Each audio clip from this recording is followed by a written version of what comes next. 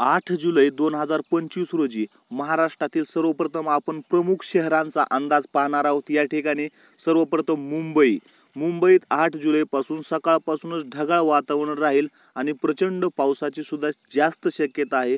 संध्याकाळपर्यंत वारंवार पावसाचे सलग सत्र चालूच राहतील, ज्यात हलका ते मध्यम पाऊस चालू राहील आणि काही वेळा यामध्ये तीव्र सुद्धा पर्जन्य होऊ शकतो। विजेच्या कडकडाटासह आणि गार वाऱ्यासह IMDने या ठिकाणी येलो अलर्ट जारी केला आहे। नंतर जो काही पुणे जिल्हा आहे आणि काही पश्चिम घाट आहे, या ठिकाणी पुण्याचा भाग 8 जुलैला पूर्णपणे ढगाळ असेल। सकाळपासून संध्याकाळपर्यंत हलक्या ते मध्यम पावसाची लाट येऊ शकते। यात थोडे जोरदार पाऊस आणि तुफानी वारेही अपेक्षित आहेत। IMDने या ठिकाणी येलो अलर्ट लावलेला आहे। थंड वादळी हवामान, वीज आणि काही ठिकाणी गार वारे अपेक्षित आहेत।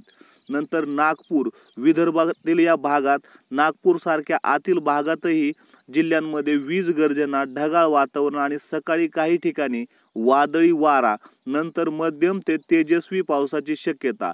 येलो अलर्ट जारी झाला आहे। काही वेळा जोरदार वीज गर्जना, थंडरस्टॉर्म म्हणजे काय वादळ सुद्धा जोरदार याची सुद्धा शक्यता आहे। आपण इतर जिल्हे विभागानुसार हवामान अंदाज आता डिटेल्समध्ये पाहणार आहोत। सर्वप्रथम कोकण, या ठिकाणी रायगड, रत्नागिरी, सिंधुदुर्ग या ठिकाणी IMDने ऑरेंज अलर्ट जारी केला आहे। अतिशय जोरदार पाऊस, विजेचा कडकडाट आणि गार वारे सुरू राहतील। कोकण विभागानंतर आपण जो काही ठाणे, पालघर हा सुद्धा समुद्राला लागून जो एरिया आहे, या ठिकाणी सुद्धा येलो आणि ऑरेंज अलर्ट असे दोन्ही अलर्ट या ठिकाणी दिला आहे। म्हणजे काही ठिकाणी जोरदार पाऊस तर काही ठिकाणी मध्यम स्वरूपाचा पाऊस पडणार आहे। ढगाळ वातावरण, मध्यम ते जोरदार पाऊस, विजेचे चटके आणि गार वाऱ्याची शक्यता आहे। नंतर नाशिक, जळगाव, धुळे, नंदुरबार या ठिकाणी जो काही वादळाचं प्रमाण आहे, या ठिकाणी भरपूर राहणार आहे आणि यामध्येच पाऊस सुद्धा आपल्याला पाहायला मिळणार आहे। वादळी पाऊस या ठिकाणी राहणार आहे, त्यामुळे या ठिकाणी येलो अलर्ट दिलेला आहे।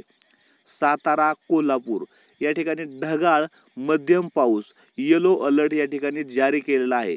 नंतर मराठवाड्यातील छत्रपती संभाजीनगर, बीड, जालना, नांदेड, हिंगोली या ठिकाणी हलका ते मध्यम पाऊस, या ठिकाणी येलो अलर्ट सुद्धा जारी केला आहे। या ठिकाणी थोड्याफार प्रमाणात वादळांची सुद्धा स्थिती आपल्याला पाहायला मिळणार आहे।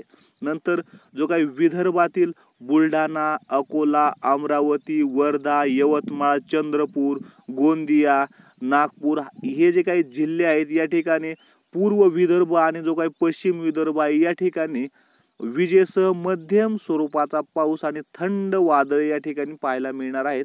या ठिकाणी सुद्धा येलो अलर्ट जारी केला आहे।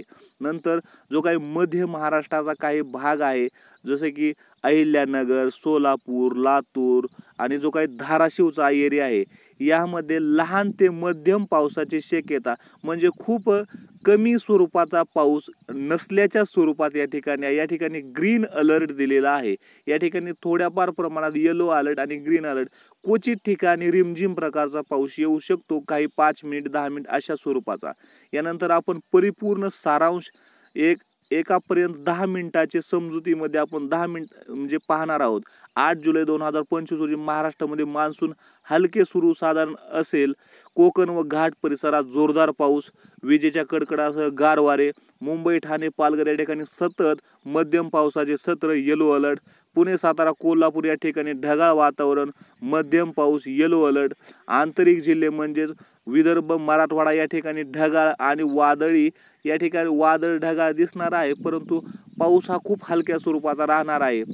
उत्तर आणि मध्य महाराष्ट्रामध्ये हलका आणि मध्यम पाऊस राहणार आहे। उर्वरित याचा संपूर्ण आढावा घेतल्यानंतर महाराष्ट्राचा फक्त कोकण विभाग आणि जो काही घाट परिसर आहे, सह्याद्री घाट, याच ठिकाणी पावसाचे आपल्याला प्रमाण पाहायला मिळणार आहे। उर्वरित महाराष्ट्रामध्ये मध्य महाराष्ट्र असो किंवा विदर्भ, अमरावती, उत्तर महाराष्ट्र या सर्वच ठिकाणी हलक्या ते मध्यम स्वरूपाचा आपल्याला पाऊस पाहायला मिळणार आहे।